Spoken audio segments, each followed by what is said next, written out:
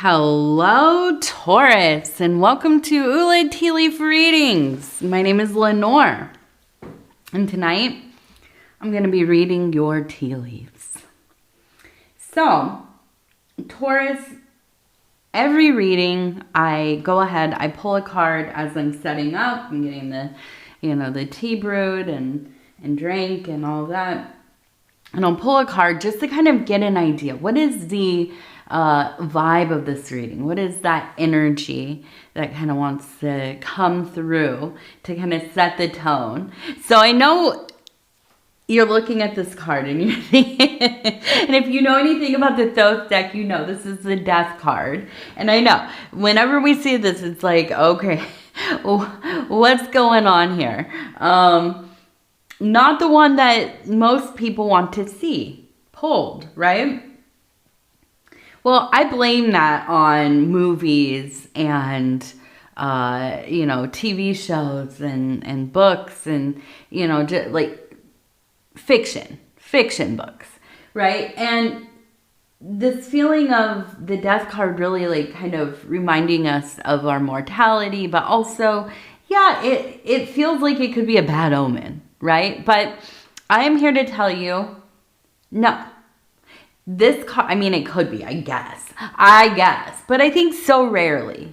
More often than not, the death card is about the end of something that doesn't belong in our life anyways, right?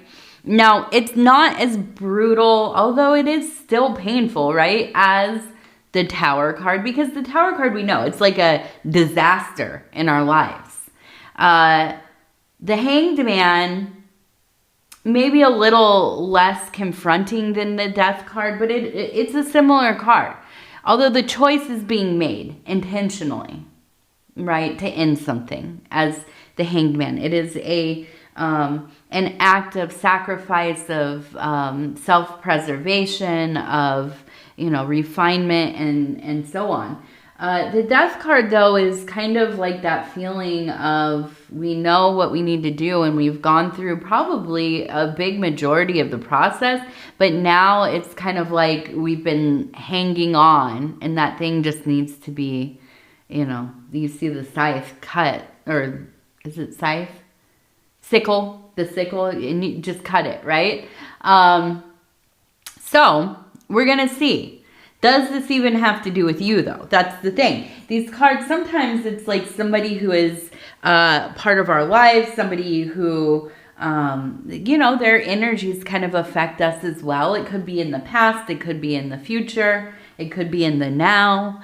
But we're going to see. Let's go ahead and take a look. We're going to spin this thing around. I'm going to go ahead and... Okay. And I'm going to also apologize. My hands look probably kind of filthy and a little bit yellow. If you know anything about me, if you've watched my channel or you know me in real life or, we're acquaintances online, then I cook a lot. I work outside a lot. And today I was making ancho sauce. So my hands are stained with ancho. Now, let's go ahead. We're going to turn this thing here. And immediately, we just have to recognize this, right? We have it looks like a large steer, okay? So this is full Taurus energy. Here are the horns. Here's the head. The neck would be in here, and here's the body. I mean, it's right in the middle, okay? Look at that thing. It's beautiful. Now, in the middle, we have a person right here. You can see here's the head, here's the arm, the body's about right here, and the legs come down here. Then next to it, we have another person right here. This person looks like they are, well, it looks like they're in duress. I mean, really. Hand raised as though, I almost feel like they're going to hit this person. And it looks like they're holding a fish. So the fish always represents money for me. It's always money. It's about resources, right? The abundance of the fish, the resources, the thing that keeps us, afloat, right? So we have this person. It looks like they're fighting over money. Okay. We also have repeated, it looks like 1, 2, so 12, and then we have 1, 2, and 12 again. So 12, 12. We have the omega sign right here, which is the last letter of the Greek alphabet and indicates the end, right? So we have an ending. Okay, so that's confirmed. Now, we have another person over here who looks like they're wearing maybe like a dunce cap. You can see right here. Maybe I was going to say a birthday party hat, but it reminds me so much of a dunce cap. Now, we also have the number 6, 9, and I'm going to go with 7 here. 697. And then we have a person here who has their arms kind of thrown up. Again, with the mouth open. You can see the head thrown back and the mouth is open. So we have a feminine person who seems to be very reactive, yelling a lot, arguing a lot.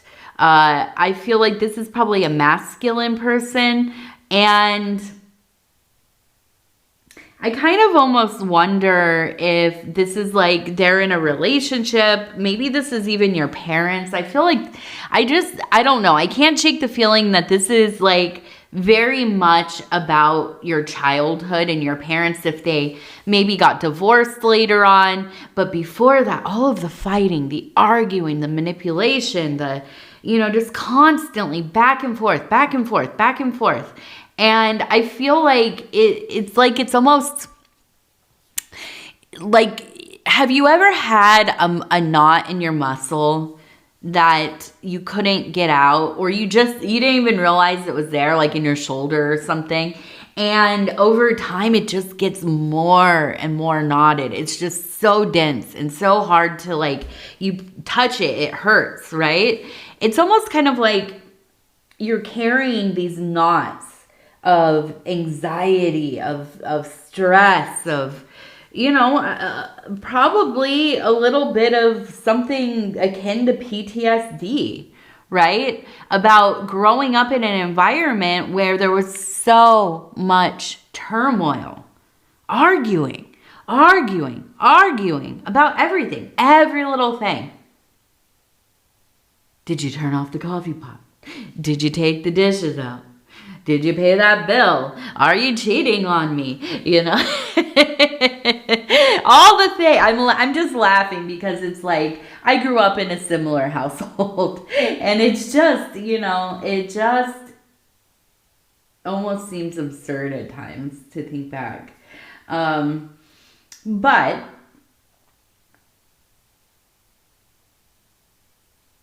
I just feel like in these foundational years of your life, I feel like it really did a number on you with relationships.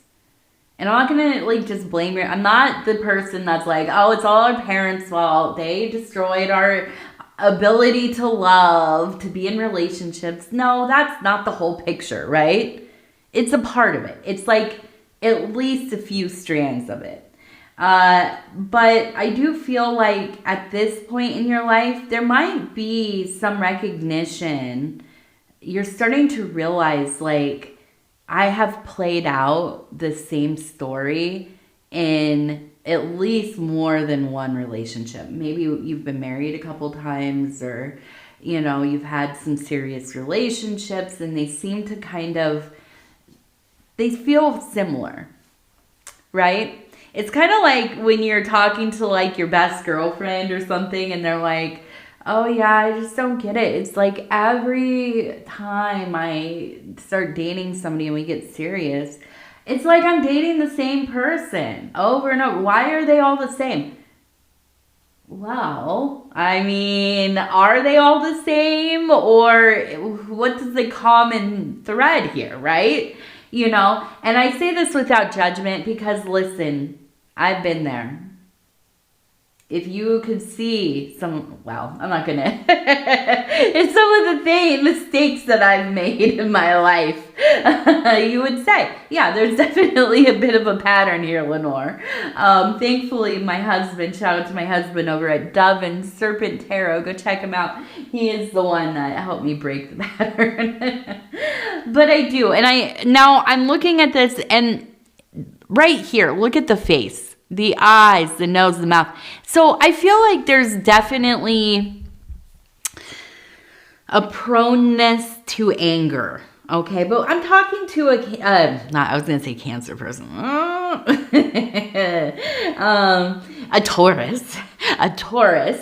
I'm talking to a Taurus person. So you know how you are. We all know how you are. You're lovely. You're creative. You're so intelligent. It almost like you get in your own way sometimes with that. But you can also really pop off, can't you? I mean, get real angry.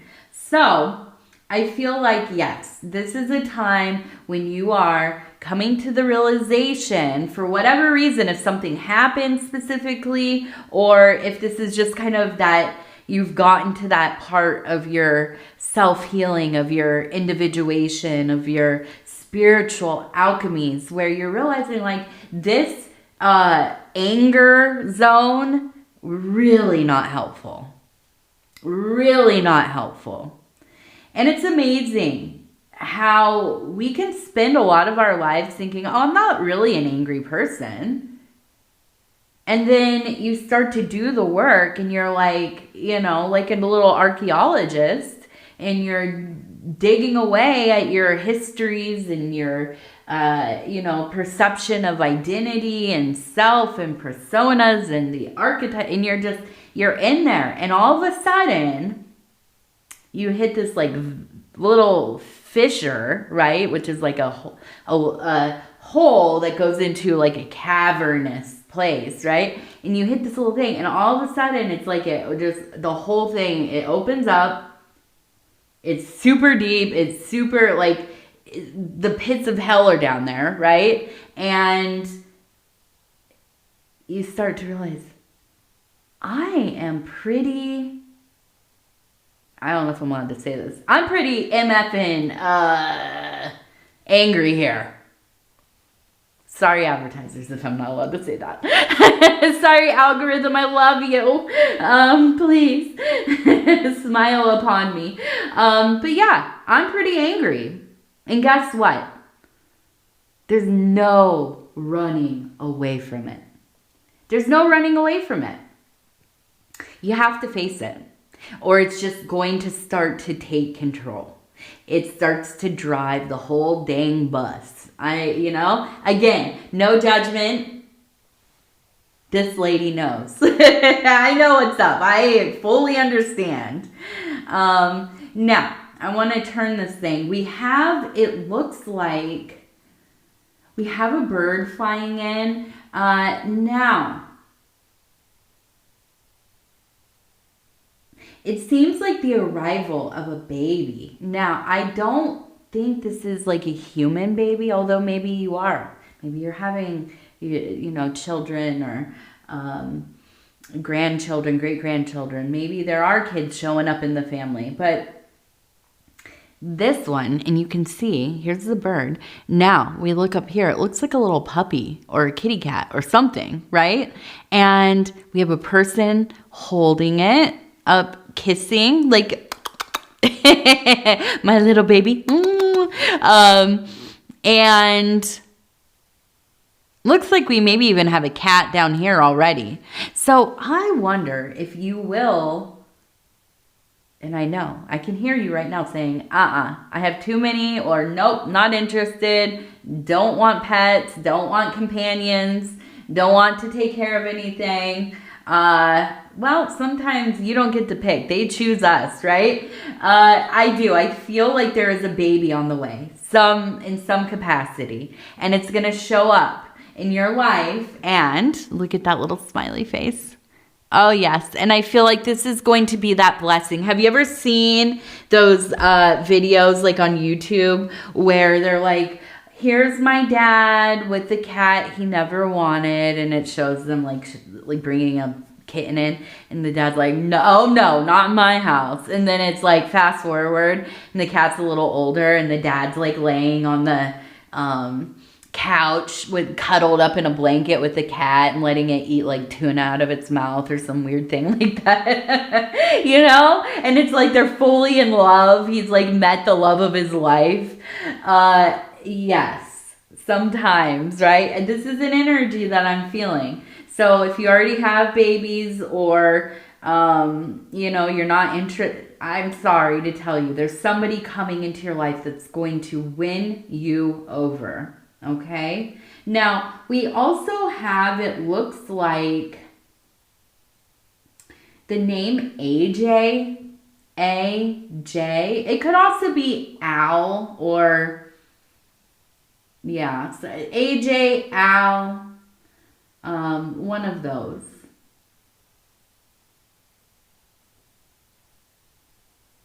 Yes, one of those. Okay. Ooh, Pop.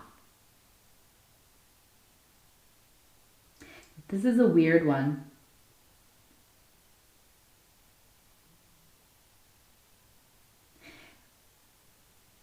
Something about missing spoons.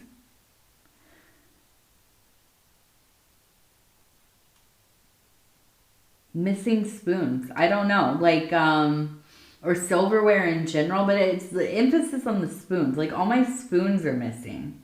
I don't know. Do you know any? Did you take this person's spoons? Or did somebody take your spoons? We also have, it looks like LUST. So we have lust, which is also the strength card.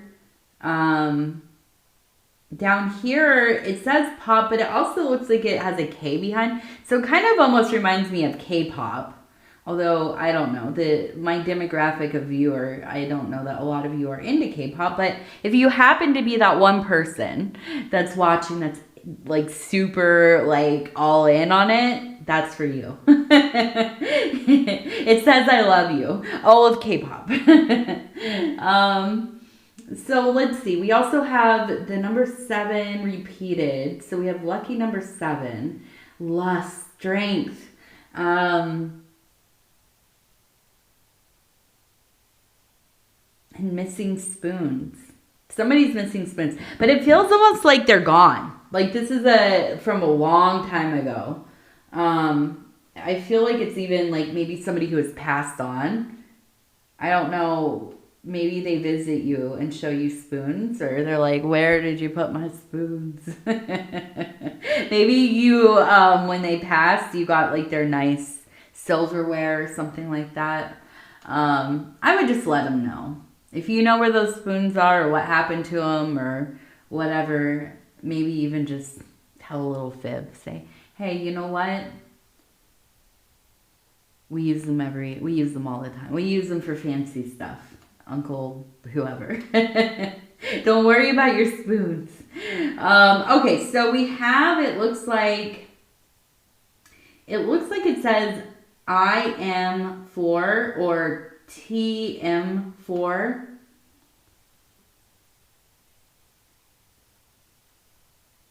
It could even be TMT, really.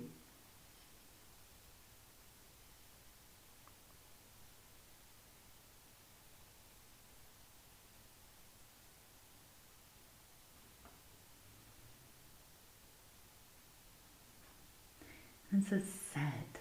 One set. Oh my gosh. Is this about silverware? Is this still about... Look at it. It's S-E-T. S-E-T. And then the 1 up there. This dude is really... I want to know, where is the silverware? You know what? If you know what this is, I'm just going to apologize because I am a nosy person. I don't usually like to dig into people's business, but sometimes there's like a weird thing that comes up and I'm like, okay, now I got to go in and investigate this. I'm going to have to do some like visualization to figure out like what is going on here. All right, let's see. So we also have the number 3, and it looks like 85. 85.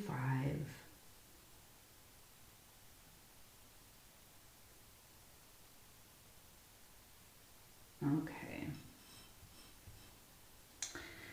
All right. Now, we're going to do 3 lucky numbers. 83, 69, 27. And now, okay, we're doing a gratitude affirmation card, which is this one, and then we'll do an inner child card because they're so pretty. It's the full moon, and I picked out the ones that have moons on them. I was like, okay, we need something a little different. Okay, we'll go through, stop where it feels right. And it says, joyful bouquet. I enjoy the delight that humor brings. Laughter is a colorful bouquet, imparting joy to my soul and energy to my spirit. I appreciate the comedic aspects of life that bring me cheer. Practice. When was the last time you enjoyed a good laugh? Think of a funny joke, movie, or moment in your day that infused you with joy. That infused you with joy. Okay, now these are the inner child oracle cards. And I'm just gonna flip through these, stop where it feels right. And it says, 17, go on an adventure. Today is the day to try something daring. All right. You heard it. You heard it here. Do something daring, but not too daring. Be careful. That's the mom part of me. All right, Taurus, I love you. I thank you for spending this time with me. It's always such an honor to be able to bring these messages to you. And if you want to like, subscribe, or leave a comment, I would love to hear from you. Other than that, I hope you have a wonderful morning, evening, middle of the day, middle of the night, whatever time it is. I hope you have a wonderful, and we'll talk in a few days. All right, I love you. Good night.